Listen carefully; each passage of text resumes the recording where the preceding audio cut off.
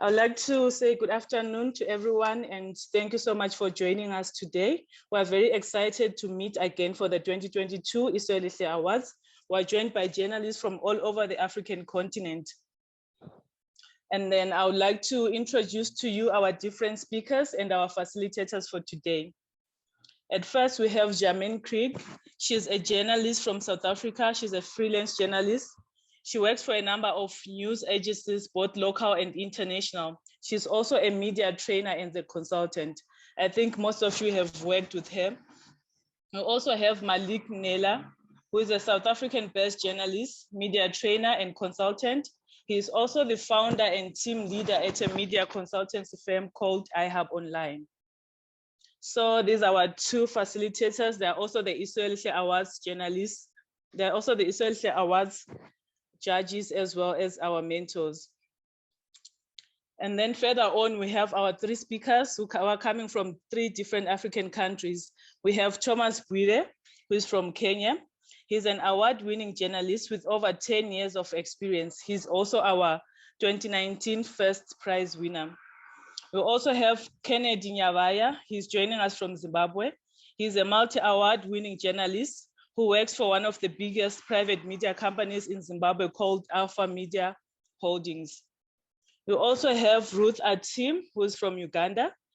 Ruth is a journalist who works for Uganda Refugee Online Network. She's also a digital safety trainer under the initiative called the Gender Initiative Uganda. We're also joined by one of our partners from UNICEF, who's called Sudeshan. He is a communication specialist. In fact, he's saying that he's running late. He will join us around 4:30. So Jermaine, you can start over. Thank you, everyone. Thank you, Girlie, and welcome everyone to this pre-Isu Elihle Awards workshop. As mentioned, my name is Jermaine Krieg. I'm a South African journalist, trainer, and I'm a media consultant. I'm going to talk to you a little bit, just to get us started, about the awards, about our expectations, and about what I and my colleagues think make a really great child-focused pitch and a really great child-focused story. I'm a former Isu Elihle finalist and winner, and I'm now a judge and mentor. And the mentorship is something that excites me immensely, because mentorship and training wasn't something that was around when I first entered these awards. It's something that we've recently introduced, and something that I know I would have benefited from so much, not just as a finalist, but even as a winner. There are just some things that we can't go at alone. Translated to English, Isu Elihle means a great idea. And if you're here with us today, that means you've already got just that, right? You've got a great idea about telling an innovative, ethical, phenomenal, child-focused story that is going to change the narratives and amplify voices and break the stereotypes regarding children in your region and in the area that you work in. If that is your goal, then the annual Isu Elihle Awards is one of the most powerful tools at your disposal to do just that, to tell that story, to change that narrative, to amplify the very, very, very important voices of young people and of children in your community that would otherwise go unheard. We, as journalists, don't often have the money or the resources or the support to do the stories that we want to do and that we're so passionate about. We know that our newsrooms across the continent are understaffed and under-resourced and under everything. And we also know that that means that the narrative-rich, nuanced storytelling, especially about underrepresented groups like children, often have to take the backseat as we get caught up in the news cycles and the deadlines and the rush and the churning out of copy. And I mean, we're all familiar with the situation. We're familiar with the struggles. And we know that, like so many other sectors in our society today, we as news media and media professionals, we're an industry in crisis. We also know that as journalists, our role is as a watchdog in society. But I think we sometimes forget our other roles, because that isn't our only one. And it's often the one we focus on. But we also have this role in promoting human rights, right? In protecting human rights, in driving a culture of human rights. And no country, no society, no community can claim that culture of human rights, if the voices of children are excluded. Our role is not only one of passive observers. And I'm embarrassed to say that it took me quite a while into my career to realize that. I recently had the privilege of speaking to a number of news editors and media managers and news owners and news organizations about this, and they all agreed on one thing. We are not practicing journalism in the truest sense of the word if we are just repeating what is told to us. If we are just disseminating information without engaging with it. And if we're not engaging with it critically, we are not practicing journalism if we are not paying attention to the broader societal issues that underlie the stories that we tell, the stories that we publish, the stories that we broadcast. And that means not only telling stories about children when terrible things happen to them, when our editors are breathing down our necks, and the news organization we work for suddenly realizes that something needs to be said about this specific issue on this specific day because everybody else is saying it. But maybe let's get back to that. And let me just tell you a little bit about how I came to this realization and how I started engaging with it. Because my journey with Media Monitoring Africa and the Isu Elihle Awards started in 2018. So earlier that year, I had attended a 2-week-long reporting on children training course at Wits University that's hosted with MMA. And I was absolutely hooked. It was suddenly as if this entire new world had opened up to me.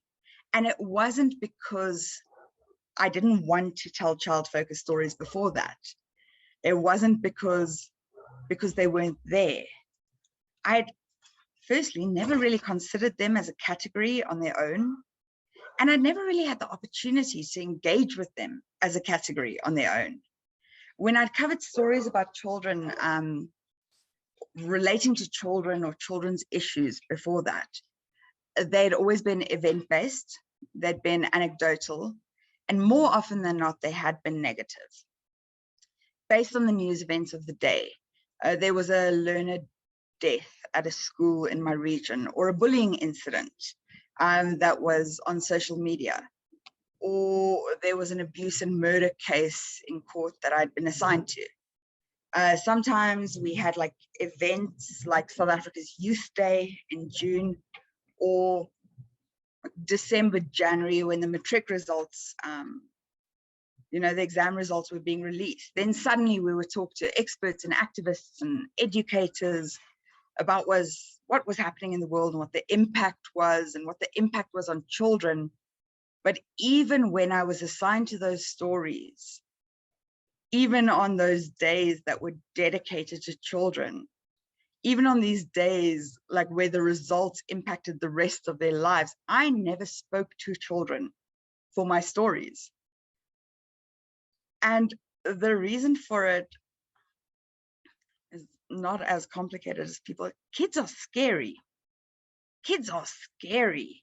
And I'm not just talking about like the legal and ethical restraints we face when we're talking to them or about them that sets them apart from adults. I'm not talking about the issues of consent from family or guardians or teachers. It's always a hassle. It's always an admin nightmare, even when you take those things completely out of the equation. Like, even if I wasn't worried about saying something illegal or reporting in an unethical way or saying something wrong, I was terrified because kids are scary, much scarier than adults. And I think there are a number of reasons for this, right?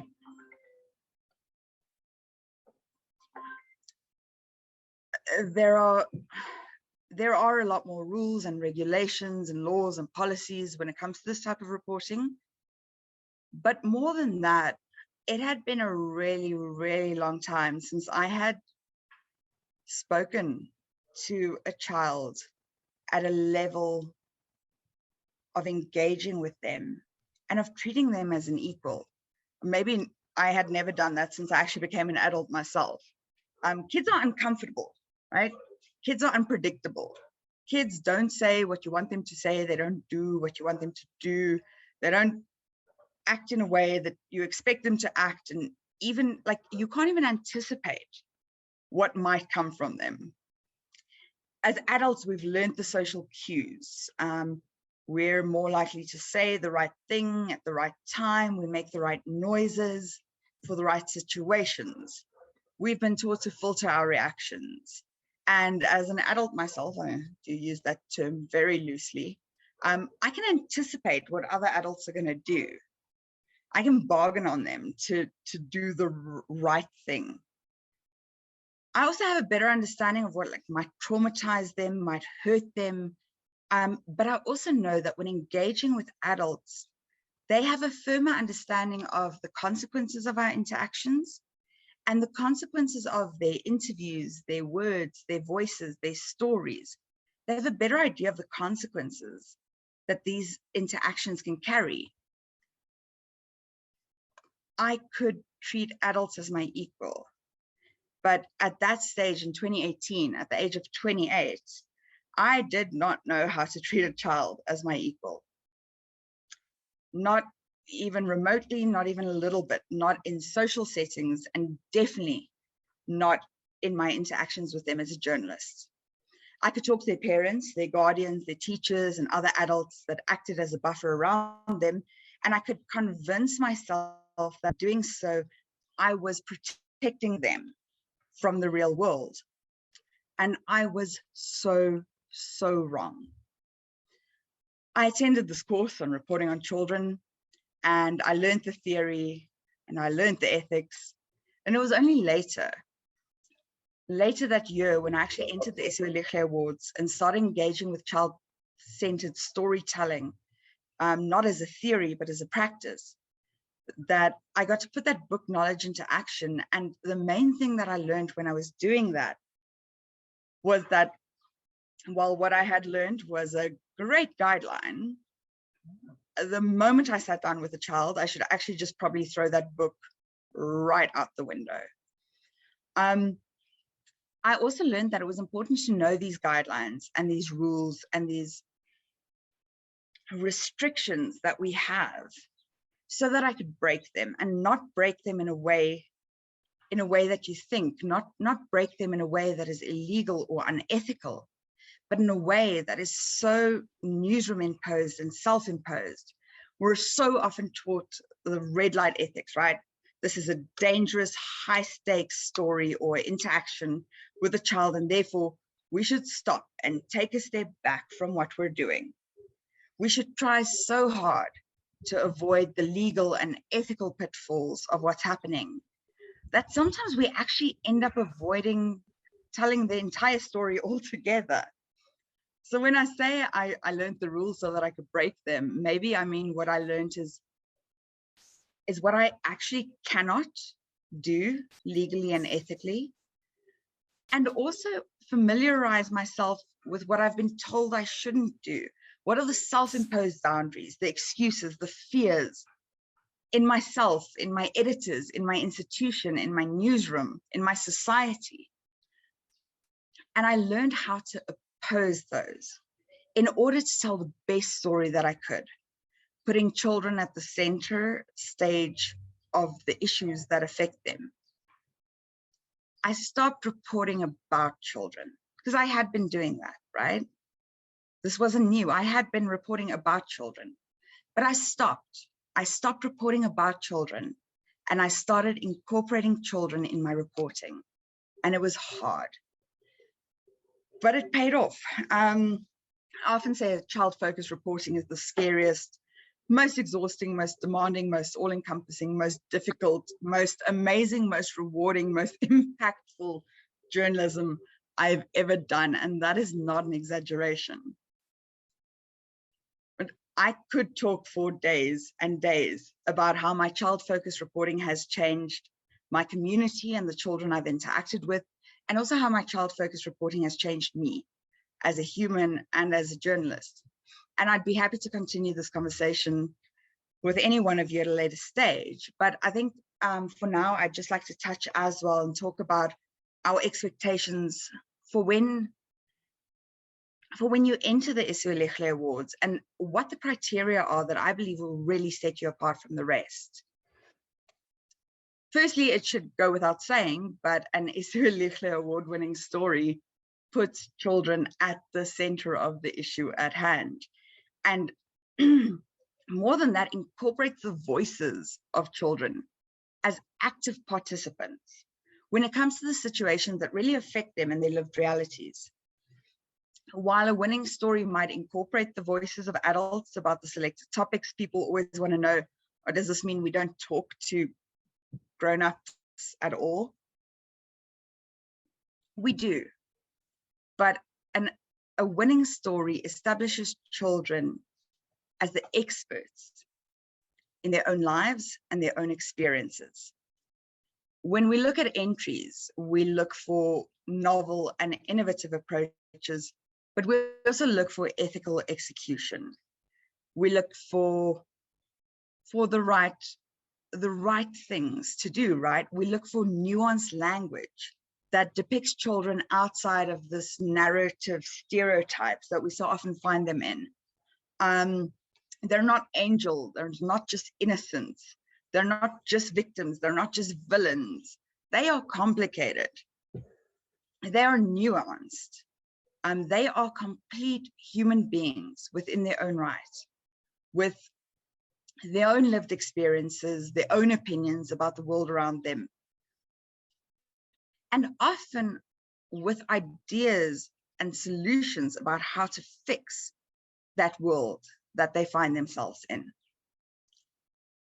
The thing is, they're so rarely asked. An Isu Elihle award-winning story just incorporates all of that. But before you can win, you actually need us as the judges, as the adjudicators, to sit up and to take notice. Sorry. It is allergy season in Johannesburg. To sit up and to take notice of the story that you want to tell, right?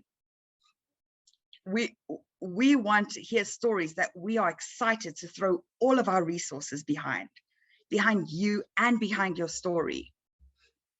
I'll ask Gurley to share my 2018-2019 pitches with you. One about scholar transport, the other one about child statelessness. But for now, maybe I can just read you a few pieces from the 2018 scholar transport pitch, which went on to win the overall awards that year. Because at the end of the day, a pitch that makes it to the finals is often a new take on an old story. A pitch that makes it to the finals is specific, it's well thought out, it's well researched, not only in terms of the narrative, but also in terms of the characters, the role players, the implications, the ethics, and also the challenges that you anticipate facing. So when asked in this form that you're going to have to fill out, is provide a short description of the story idea. And I had this idea about scholar transport. We had covered so many taxi accidents, so many public transport accidents, so many bus crashes. And there were often reports about like the human cost, the economic devastation. So many of them involve children, but we never heard that. So I said the story will focus on the protection of children as they travel to school on scholar transport. What is being done to protect scholars? Road safety advocacy group Fatal Move says not enough. The proposed media piece will look at children and road safety in South Africa, conducting interviews with scholars from different economic, social, and geographic demographics to ask them how safe they feel when traveling to school and what they would change about scholar transport if they could. It's important to incorporate developed child-focused solutions to this crisis in South Africa. These solutions can then be presented to officials who should be held to account. because this, as Fatal Moves tweeted, is scholar slaughter on a large scale. The organization and journalists in question are interested in collaborating to develop a scholar transport safety charter for children, which will act as an educational resource. I was working in radio at the time. I went on to say how I would handle that. When asked about the context or background information about this issue, I had the stats. So in other words, why is this an important issue? What we're asking is, why should we care? And my response was, taxis are the main mode of transport for 15 million South Africans. Children often risk their safety on the roads in vehicles that have been described as coffins on wheels in pursuit of an education. How many children are unable to complete their schooling because of injury or death? The economic impact of these scholar crashes are devastating. The social impact is beyond imaginable. The past week, 24 August 2018, 1 dead, 20 injured when a school taxi collides with a bakkie in Kalani Gardens in the Western Cape. 28 August 2018, 3 teenagers die, 3 critically injured when a truck crashes into their school transport bakkie. 29 August 2018, 12 children under the age of 10 injured when a taxi and a bakkie collide near Bloemfontein. The list goes on. I listed them just from the past week. 31st of August 2018, 6 scholars killed and at least 25 critically injured when a bus and taxi collide in Mpumalanga. The next question in the pitch was, how will you report on this issue differently? Now, transport and traffic issues are not a new topic for journalists in South Africa. But what I wrote was that road accident stories tend to focus specifically on drivers and on adult road users. As the statistics show, however, children's lives and livelihoods are at risk, often severely and adversely affected by preventable road accidents. This story will be different in a sense that it will take children's voices from different backgrounds and different demographics into account when examining the scope and the impact of this problem, as well as stepping forward to offer child-focused, child-developed solutions. I will ask Gurley to share this and the pitch about child statelessness with you all.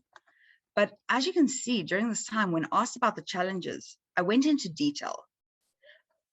I didn't say some of the challenges are issues of anonymity. I highlighted in my pitch when those issues would come into play. When asked who I would interview, I didn't just say government. I specified the individuals within the specific state structures and institutions who would be held accountable. I didn't just say activists or NGOs, I said which ones. I know we're running short of time, and I'd like to leave some space for questions, but in closing, please tell the story that you're here today to promote. Please amplify the voice that you know is important and that you feel is going unheard.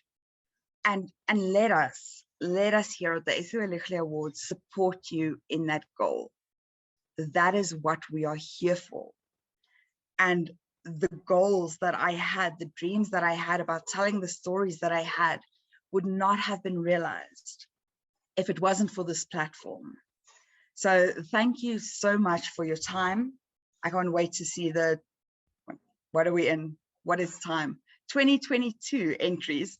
And I can't wait to see how we can help you to tell the absolute best, most impactful child-focused story of the year on the continent and among the top in the world, because that is what we are capable of here when we work together. Thank you so much. Thank you so much, Jamin, for that amazing input. We have received very amazing stories over the past 6 years. You can all visit our website, which is isuelihle.org, to check out all the stories that were published in the past. And then I'll also share Jamin's stories as well for everyone who'd like to get them on their emails.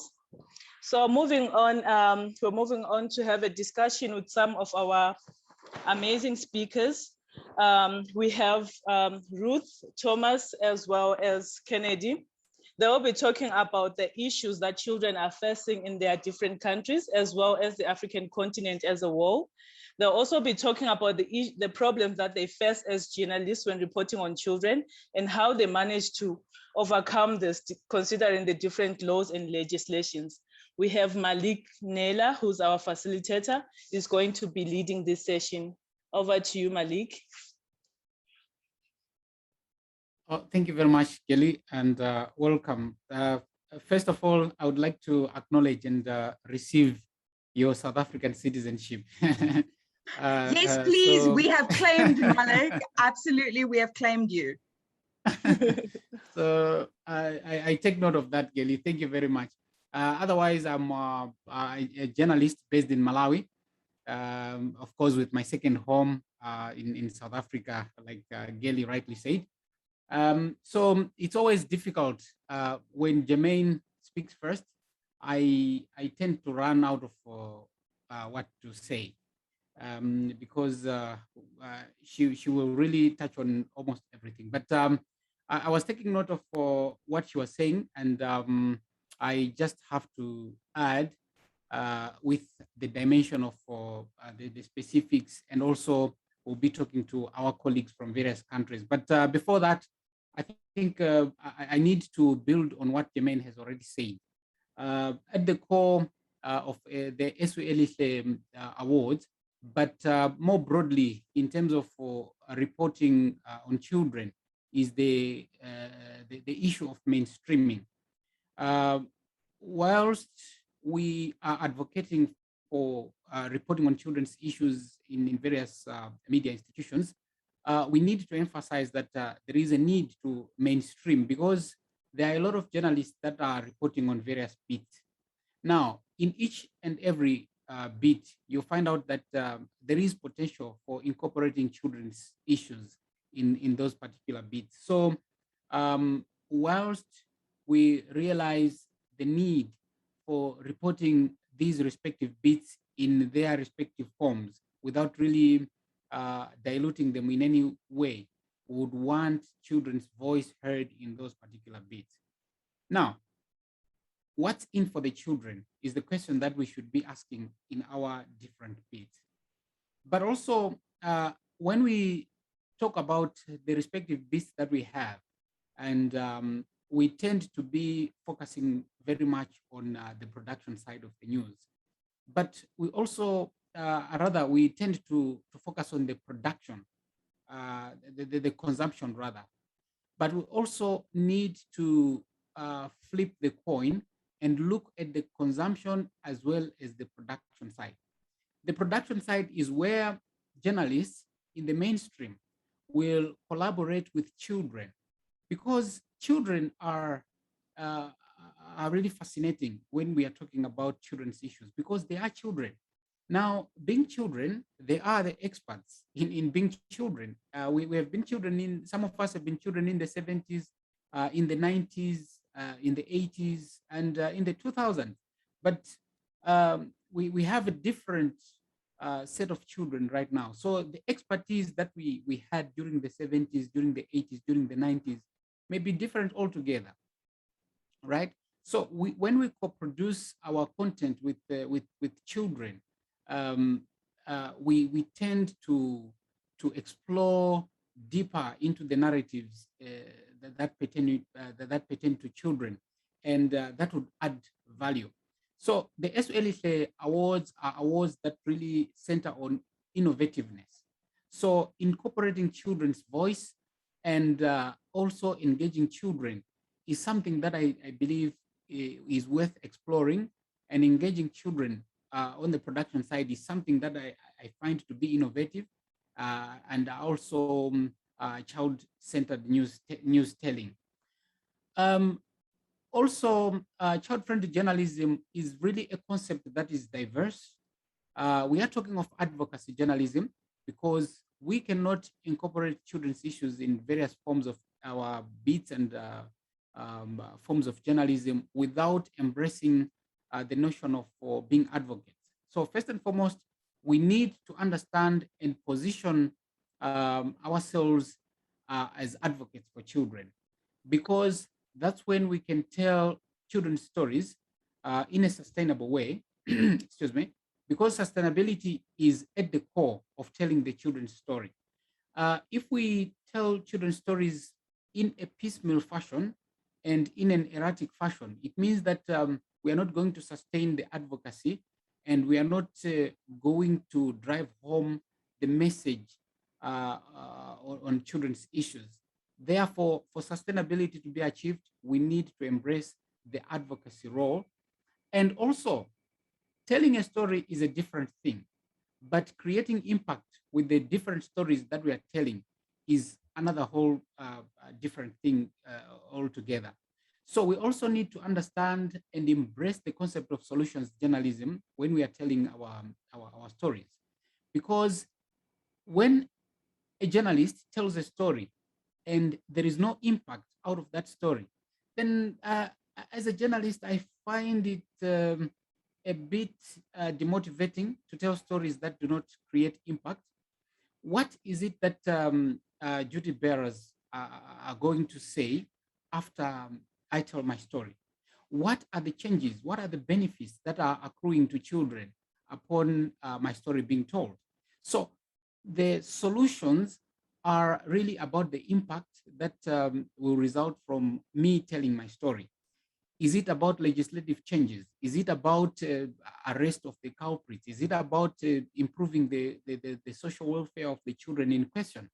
What really is the problem, and what is the solution, and what are the medium to short-term solutions that are on the table after I tell my story?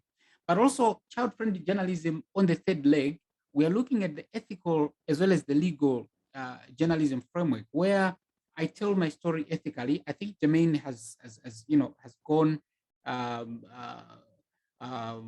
has told the story in that regard.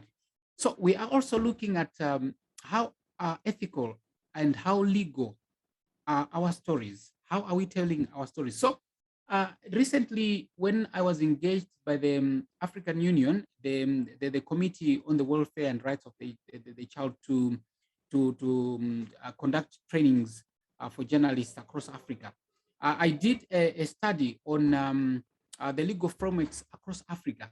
And it was so fascinating that the legal frameworks on children, the Children's Act in various countries from Namibia, Malawi, Cameroon, Nigeria, all these countries do say something about journalists and the way they have to report on children. So despite the legal frameworks, when we have conversations such as the one that we are having here, we observed that journalists themselves did not understand what is in their very laws. We also realized that the ethical frameworks that are in those respective countries, they are outdated. Some of them do not even mention children. So we are in a situation where it is very difficult for journalists to function properly when they have legislation that is not being enforced in practice. So Jermaine said something about theory and practice. Sometimes there will be a discord.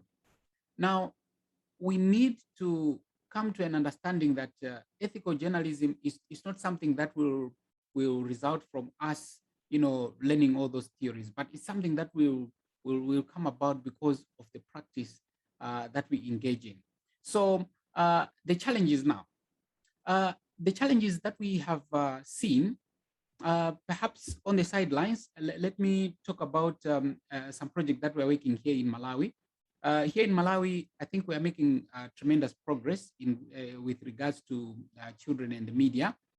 Fortunately, I'm leading a team that is conducting a research on media coverage, which is being funded by UNICEF Malawi. So we are conducting media monitoring for them, and we've been looking at how the media is performing broadly and looking at the kind of challenges that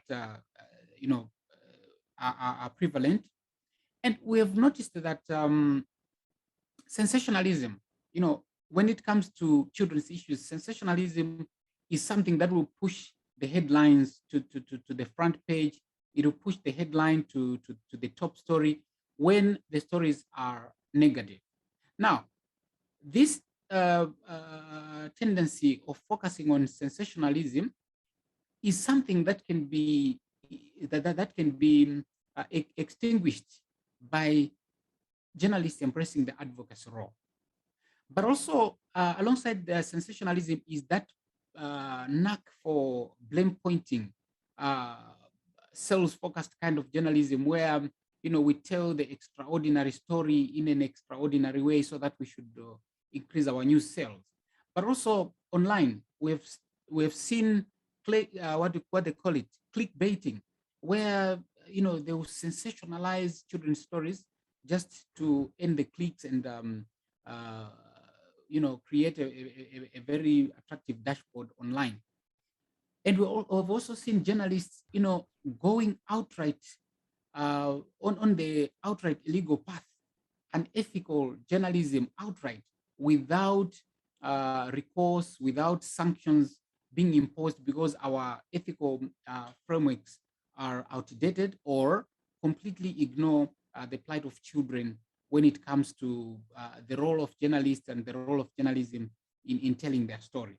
Now, the role of the Isu Elihle now comes in to address this challenge. Now, perhaps, Gaily, I have overstepped my time limits, but now I would like to invite colleagues from elsewhere to speak in terms of their experiences in relation to how journalists are functioning in their respective countries when it comes to reporting on children. So perhaps we may wish to do it by show of hands, perhaps. Thank you so much, Malik, for that input. Yes, we're running out of time, but we can just go to Thomas Bwire so that he can share his experience as well. Okay, can I go, guys? Yes. Thank you so much, Gili, and also thank you so much, Malik. That was Malik speaking, I guess. So this is Thomas Bwire from Nairobi, Kenya. It's such an honor to be on this platform. And basically just from experiences that they have seen journalist report here in Kenya, it's like most of us try to be more independent. Like we don't have like a clique of journalists who just come together and say our reporting will focus on child-centered kind of reporting. We just work in silos because I think everyone wants to outshine each other. But I'll not also blame the journalists because we also see some of the institutions that like focus on child-centered like programs. They'll want to maybe focus on some of the mainstream media, especially maybe the big boys in the industry, and not focus so much, especially on the ones that are like in the lower media houses. So that's one of the gaps that I see in Kenya. So we work in silos and we don't work more as a team to ensure that we can also be able to scale up lots of reporting about children in Kenya. Anything else that I can add, or we can give it to Ruth now, and then I can also add some input. Yes, it's fine. We can go over to Ruth. Ruth is a journalist from Uganda. Hi, thank you so much for convening this and for having us join the call. So basing on my experience and the few times that I've ventured into writing children-centered stories, you'll find that the parents or the guardians to the children that sometimes we intend to have feature in our stories, have this notion that when a journalist comes to interview a child or to follow up on a particular article that they probably saw online. They have this presumption that we are going to sell the stories out there and make money out of them. So before we interview the child, or of course with their consent, we would also expect them to give us consent. They always tend to block us, they stop us access to speaking to these kids. But because we do respect that, and when a guardian stops you from speaking to a particular child or who would inform your story, you don't force it, because ethically it's not allowed. You're supposed to hold your peace until maybe the guardian gives you a leeway to interview that child. Yeah, and that has sort of affected the reporting sometimes. Sometimes a story can be really hot and you want to like go fast and break it, and also have it out there. But because there is this huge block between you and the particular child, you end up having a story without any facts, or without any something that a reader can relate to. And that is one of the big challenges that personally as Ruth I have faced. Thank you, Gali. Okay, thank you very much. Thanks, Gelly, for taking cover on my end. Indeed, I think that's a problem that is quite prevalent there. Perhaps in the interest of time, let's before we wrap up, let's move on to Kennedy in Zimbabwe. Zimbabwe is one of the countries that is really progressing pretty well, and we have seen also a lot of challenges in terms of how the media is reporting on children, especially online. Now, Kennedy, from you, what kind of issues that you would say are really impacting on you as journalists in Zimbabwe? Kennedy.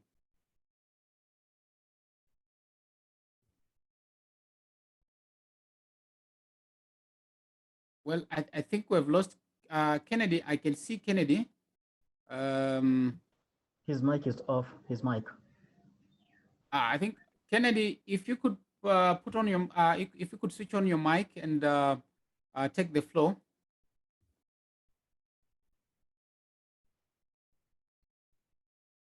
Well, perhaps we can go back to you, Thomas. In terms of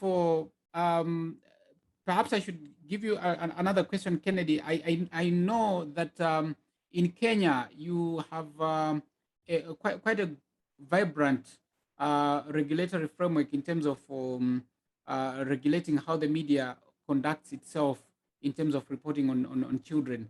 How is it guiding you as journalists to to report effectively on children's issues?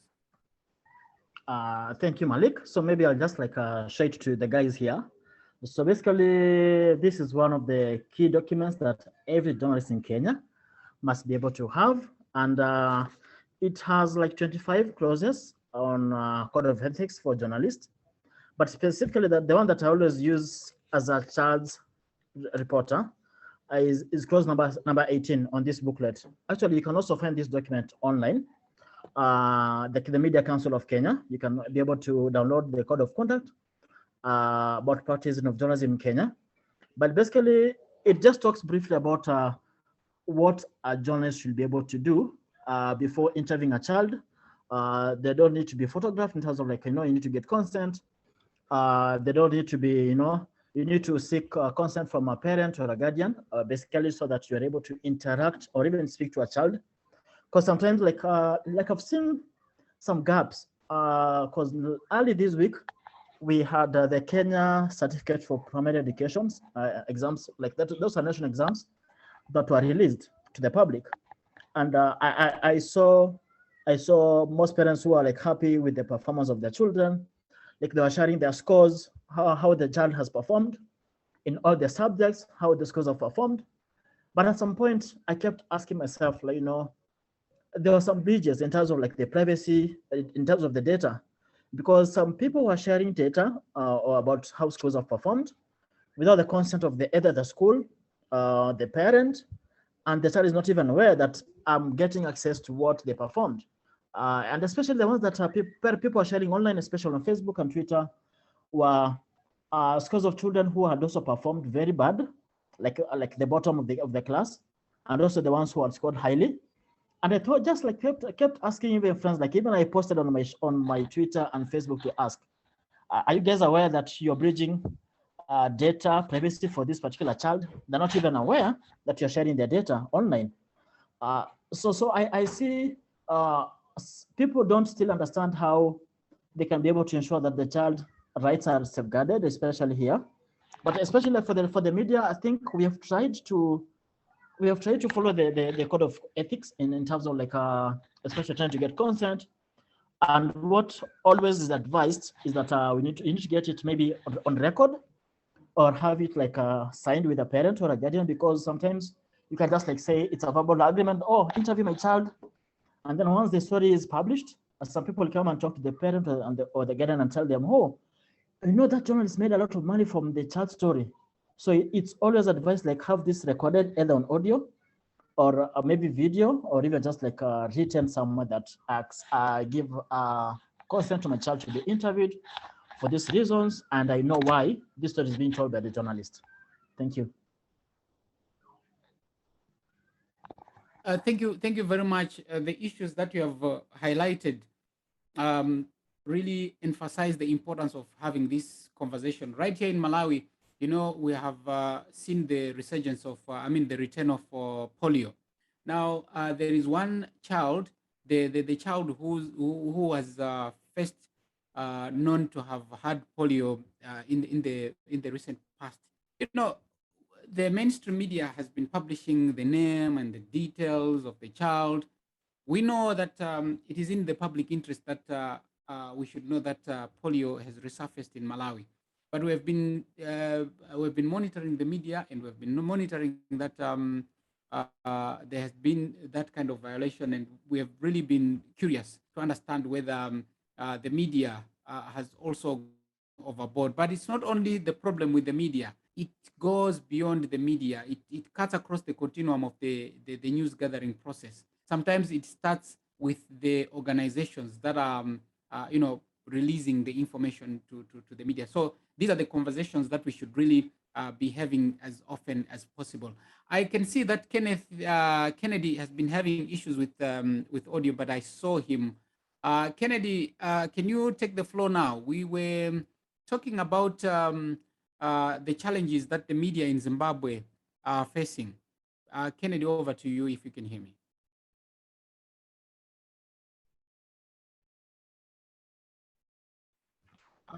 I can see that Kennedy is struggling with audio. I see him all right, but I really cannot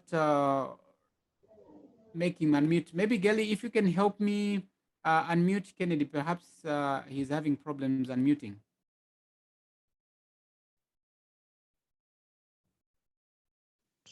Okay, I'm trying to unmute him, but I don't know what's happening. I can't. Perhaps it could be internet. Now, let me go back to Uganda. We are seeing a trend across Africa in terms of what is happening. Perhaps, what do you suggest are the best practices that are happening out of your country that others could emulate? Because I heard you talked about some of the challenges, but what are the success stories that you can think of immediately from Uganda?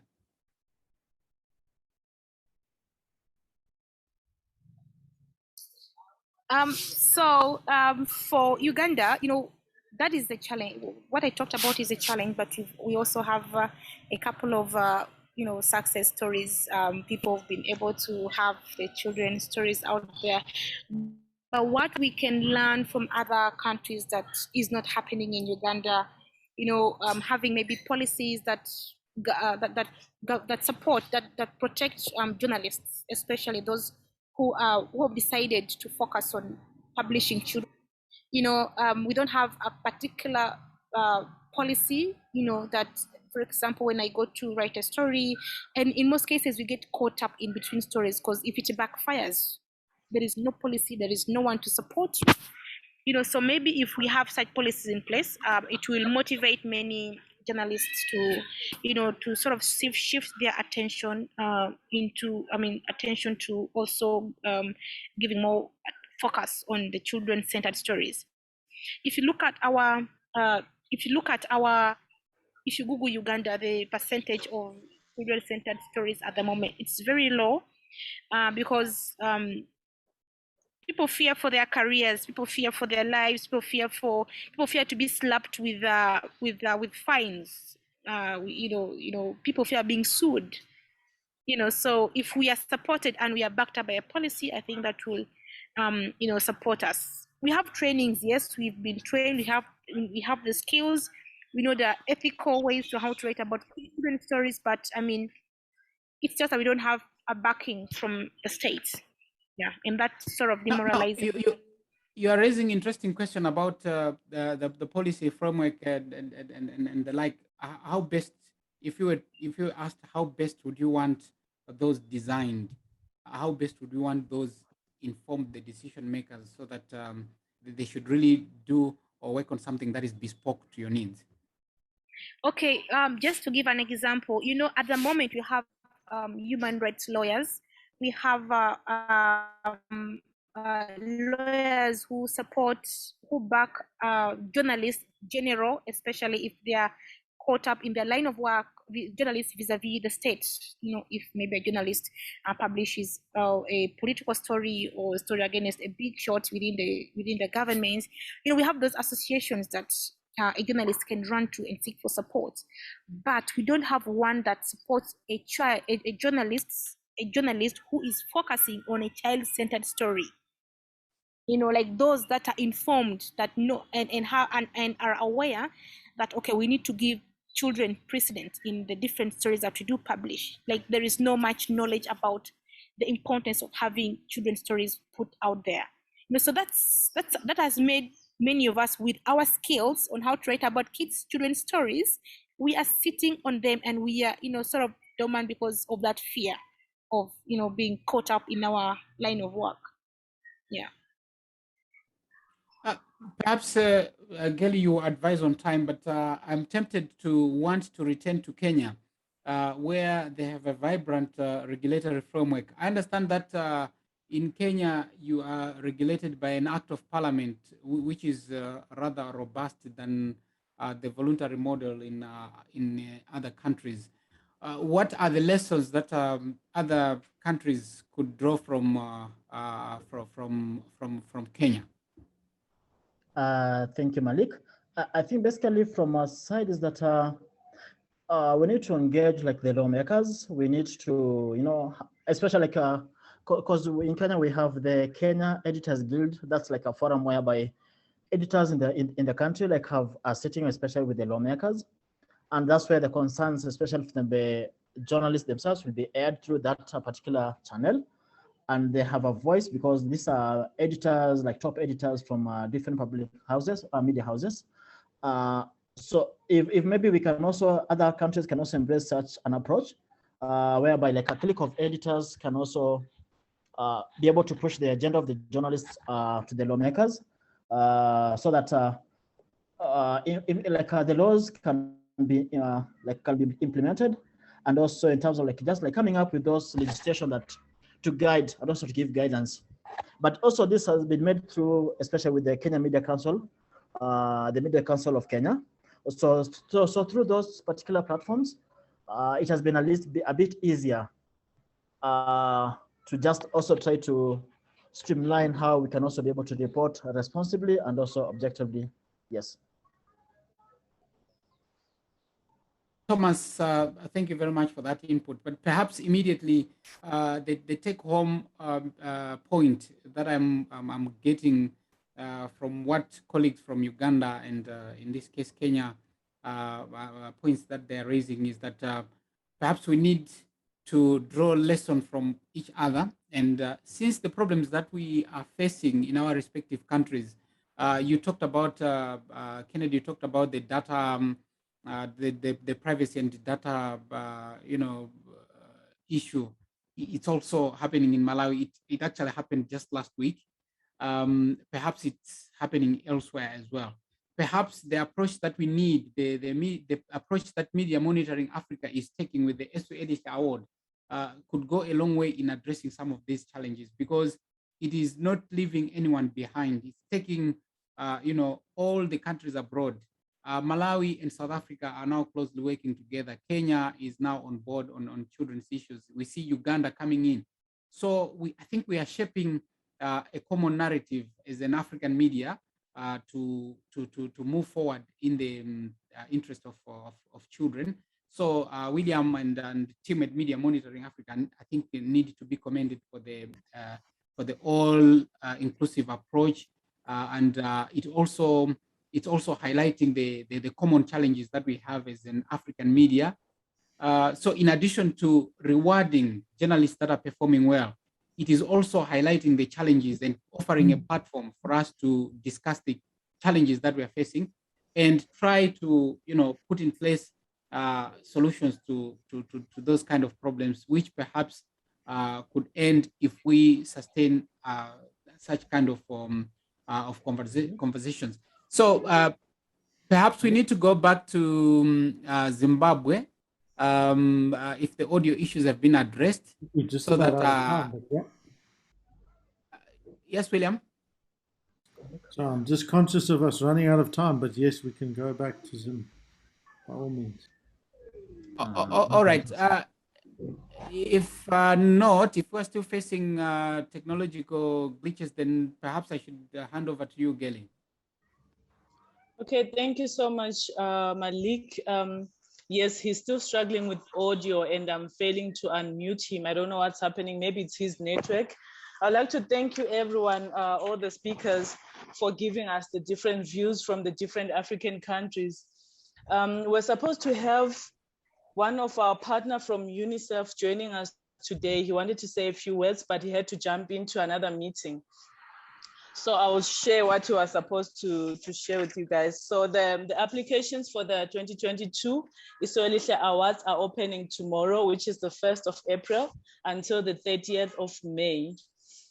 And this year we're giving 6 weeks. I would like to inform you all that we have introduced mentorship. We have our mentors who help journalists to develop their stories before the publishings, which is very exciting because they work with the journalists for a full week before they go on to publish their stories. And also another thing that we wanted to share is that last year we received more than 100 applications from 19 African countries. And we're hoping to see more African countries joining us and also engaging more and applying for these awards. I would like to thank everyone. I think we're over our time by 4 minutes. If you have questions, you can send them on my email. William, you can take over and close for us. Thank you so much. Thanks, everyone. Yeah, what a thrill this has been, actually. I think the inputs that you've given highlight not just the importance of the awards, but just the critical value. And, I mean, in the world today, things can often look pretty damn bleak. The situation in many of our countries on the continent is cause for grave concern and for alarm. But when you look at the kind of quality of reporting and the ability and the skills that we have on this continent, I mean, it's amazing. It's just, it just fills me with thrill and delight. And I can't wait to see the entries that we're going to get this year. We're going to be taking the excellent inputs from our amazing speakers this afternoon, and we're going to be cutting them up and putting them as tips and things on the website. So keep an eye out for those, because they'll be really useful and we can share them on social media. Please share with your journalist networks, with your friends.